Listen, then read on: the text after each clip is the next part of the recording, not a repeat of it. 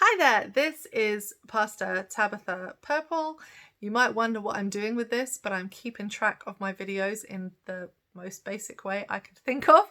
So if you're wondering, then we're on day 4 of our series 2 of Corona devotionals. Every day we create a devotional just for you so that you can discuss this, you can reflect on this, you can have a moment where you can interact. If you have my number, please pop me a message or subscribe, comment, like the video, especially if this is a good one for you. Thank you.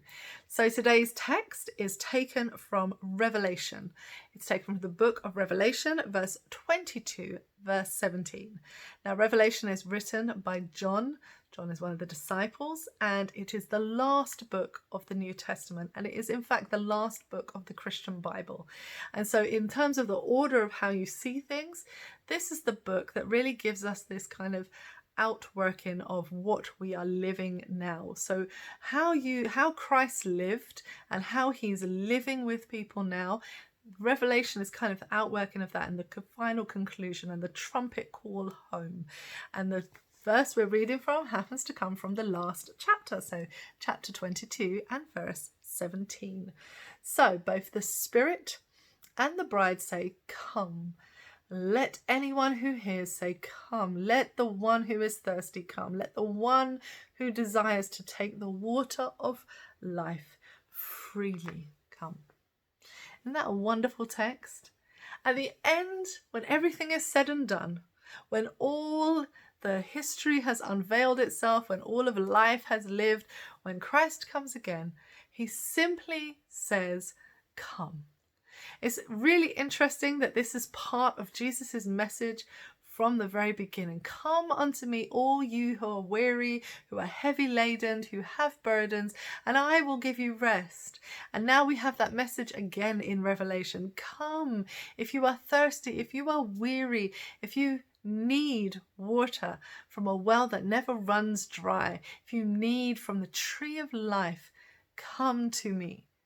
This is a God who is constantly asking us to come, but constantly has his arms open, ready to receive us, ready to give to us, not only just to receive, but to give us a life abundantly, to speak goodness into our situations, to renew our spirits so that while things may be here struggling, when we are transformed on the inside, when we have the renewal of our mind, things can be very different in perspective.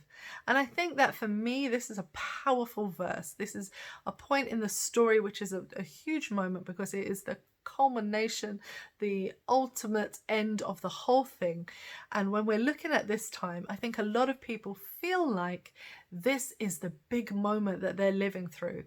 And I think that we need to recognize that this has happened before, and maybe this is the last moment.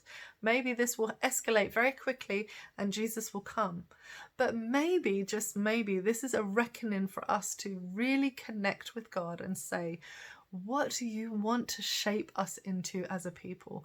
What kind of community shall we be? You know, the Christian community has become so fractured. The Christian family has become so divided.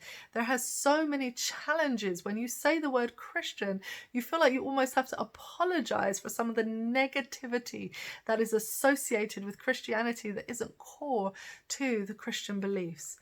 And so therefore, is this the point where Jesus is calling us to say, "Come back to me," not to the version of me that you think I am, not to the version of me that you have created me to be, but the one that exists in this text, in this time, in this space. You know, the one that is talked about in this Bible. Please come and get your thirst quenched. Get that desire for knowledge. Get that desire for relationship quenched in me. Do that thing. And I think that's a really hard challenge for us because we are our own people and we're off on our own tangent. And how is that going to play out for you? What does that look like for you to come to Jesus and genuinely have your thirst quenched? I really think that that is something that you're going to grapple with. I'm going to grapple with today. Have a blessed and wonderful day. Amen.